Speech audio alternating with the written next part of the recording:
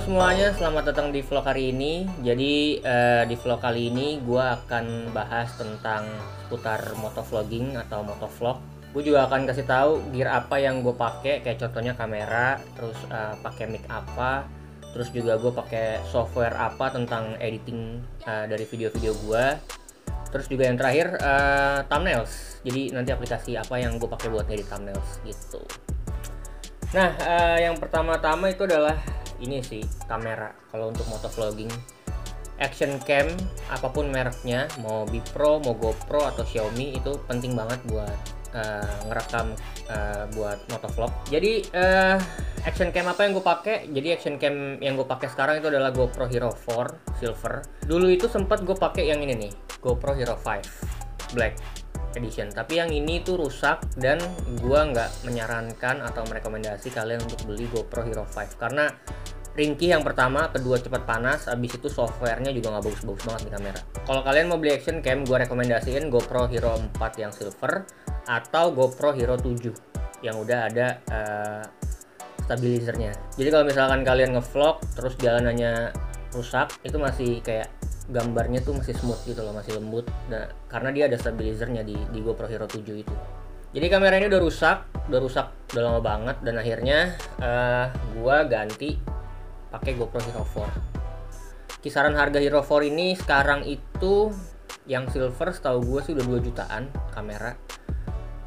Bahkan waktu itu gue ngeliat di situs jual beli ada yang jual GoPro ini sekitar 1,5an cuy, makanya jadi murah banget. Dan fitur-fiturnya juga mantap di GoPro Hero 4 ini. Walaupun softwarenya software lama, tapi menurut gua GoPro Hero 4 ini benar-benar badak sih cuy. Maksudnya badak itu ya kuat gitu loh.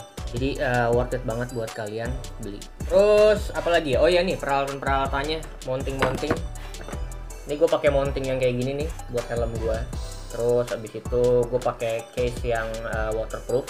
Habis itu ada juga nih mounting yang kayak gini, mounting untuk kalau gue lagi naruh kamera gue di batok sisa item. Nah, gue pakainya kamera pakai mounting yang ini. Terus kalau yang ini tuh buat syuting kalau lagi review, ini tuh penting banget. Jadi tuh ini diambil dari boxnya GoPro cuy. Nah, ini tuh jangan dibuang kalau kalian beli GoPro tuh. Ininya penting banget buat syuting, apalagi kalau kalian belum punya tripod. Ini tuh berguna banget sih buat naro si GoPro-nya. Terus ada case Hero 5 Black. Nah, ini case ini juga bisa dipasang ke Hero 7 karena modelnya masih sama. Kecuali yang Hero 8 sama Hero 9 ya, dia nggak bisa karena dia lebih besar si kameranya. Terus ada kabel charger. Nah, masih banyak banget. Ada ini nih, baut apa sih namanya, gue nggak tahu. Pokoknya yang buat ngencengin juga. Terus ada 3M, banyak banget buat nempelin. Terus ada mounting ini nih, cadangan buat nanti gue taruh, kayaknya di atas helm sih bakal gue taruh. Segitu aja sih mungkin untuk gear gue yang gue pakai. Terus untuk mic, nah kan banyak banget kalian komen tuh kayak, bang lu ngerekam suaranya pakai apa kok jernih banget. Nah, ini gue pengen kasih tahu rahasianya kalian. Jadi gue itu pakai ini cuy. Jadi tuh gue ngerekam pakai headset iPhone cuy. iPhone berapa sih? iPhone 5, iPhone 6 ya. Pokoknya gue pakai ini karena emang kualitas ngerekamnya emang lebih bagus sih, lebih jernih ketimbang pakai yang mic yang konvensional gitu loh, yang dicolok pakai jack itu. Tapi gue bakal beli sih mic yang kayak begitu. Itu lebih efisien ketimbang pakai ini karena ini kan panjangan banget ya. Jadi menurut gue ini udah cukup gitu loh, headset yang ori iPhone dipakai buat ngerekam suara tuh suaranya bagus banget. Oh ya, by the way, gue punya 2 headsetnya. Ini headset yang buat dengerin lagu, yang sekarang gue pakai ini buat ngerekam suara gitu. Oh ya, gue hampir lupa, gue nggak langsung connect ke GoPro. Jadi suaranya itu gue sinkron dari voice recorder HP ke GoPro-nya gitu. Jadi pas ngeditnya itu kita disinkronin ke video gitu, jadi suara sama video terpisah. Makanya kenapa gue bisa ngevlog pas hujan-hujan tanpa khawatir si kamera gue rusak kena air gitu cuy. Oke, selanjutnya gue akan demonstrasiin gimana cara gue ngatur setup mounting di helm. Nah, ini dia helm kesayangan gue, helm KBC V0 yang udah gue pakai selama 5 tahun. Jadi mounting ini udah gue setup. Jadi itu isinya ada mounting GoPro-nya yang ini, terus ada yang panjang, terus ada yang siku-siku ini nih, armnya ini.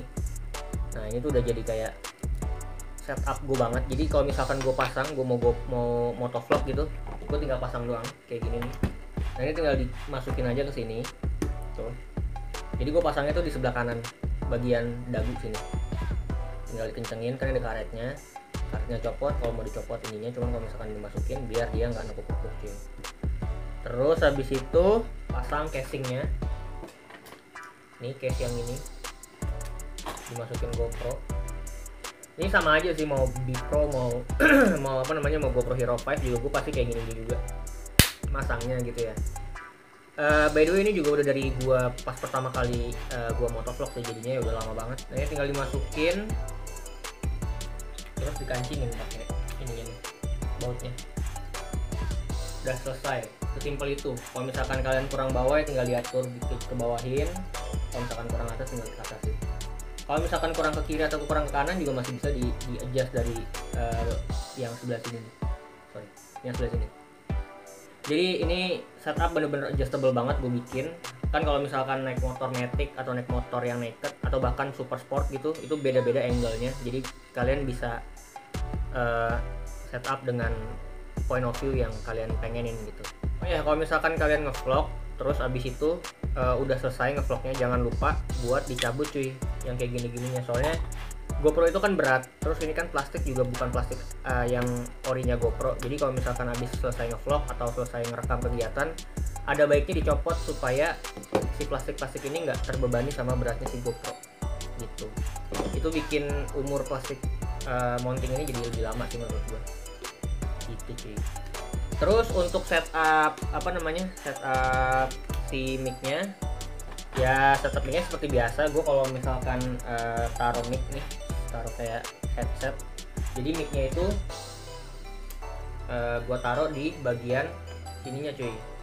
Nah ini kan ada mic nih, ini gue taruh di bagian si ininya, di bagian dalam dekat dagu sini pokoknya. Nah buat supaya juga suaranya jernih, nggak ada angin, sebenarnya masih bisa masuk sih angin, cuman untuk mengurangi bunyi angin berlebih nih, ini chin guard penting banget sih supaya angin tuh nggak terlalu masuk ke dalam bagian dagu sini. Jadi gue tempelnya tuh di bagian sini cuy. Nah nih, terus nempel si mic-nya itu di bagian sini gitu. Nanti ada clip on-nya lagi. Terus juga banyak banget yang nanyain gua tentang editingnya gua pakai apa, terus gua edit thumbnail juga pakai apa. Nah untuk editing gua pakai KineMaster yang Pro. Jadi iya gue bayar bulanan buat KineMaster, dan juga menurut gua KineMaster itu lebih enak sih karena ngeditnya bisa sambil tiduran. Kalau misalkan ngedit di laptop atau di notebook itu kan kayak mesti duduk. Nah gue nggak suka banget yang ngedit tuh sambil duduk gitu, kayak bosen. Terus kerja di belakang meja tuh bukan gue banget jadinya. Jadinya ya kalau gue ngedit video ya gue suka-suka gue gitu. Gue mau tiduran, gue mau di cafe, gue mau di tempat teman gue, ya itu bisa semua di handphone gitu. Sebenarnya salah sih kalau misalkan lu langsung terjun ke handphone. Yang bener tuh basic editing itu harusnya di laptop gitu. Jadi ya kalau kalian mempunyai laptop yang mendukung untuk editing video, ada baiknya itu lebih ke laptop dulu, baru nanti pindah ke handphone atau nggak ke iPad. Kalau gue terbalik, gue dulu belajarnya lewat handphone dulu, baru ke laptop.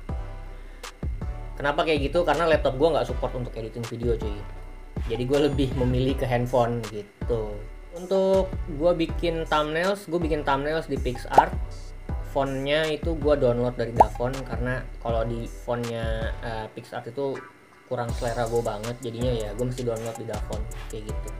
Jadi buat kalian yang pengen ngevlog atau merekam kegiatan kalian selagi motoran sama temen-temen, ya kayak gitu setup gue, simple banget. Dan juga kalau kalian yang berniat bikin motovlogging itu susah, sebenarnya itu mitos sih. Karena gue melakukan kegiatan motovlogging yang udah sekitar 1,5 tahun, ya setup gue sederhana banget. Kalau untuk editing ya itu balik lagi ke style kalian untuk ngedit gitu loh.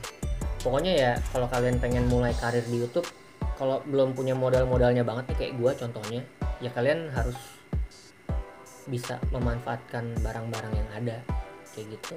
Sebenarnya sih emang modal paling terberat untuk beli action cam sih cuy, karena untuk kita ngevlog atau motovlogging, action cam ini benar-benar jadi main core gitu ya, inti utama dari kita buat video di dalam motovlogging gitu.